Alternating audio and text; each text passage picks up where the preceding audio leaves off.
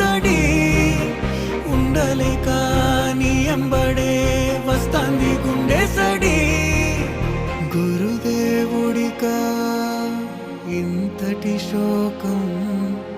వెలివేసినదా పాపపు లోకం మహారాజయ్యా మహారాజయ్యా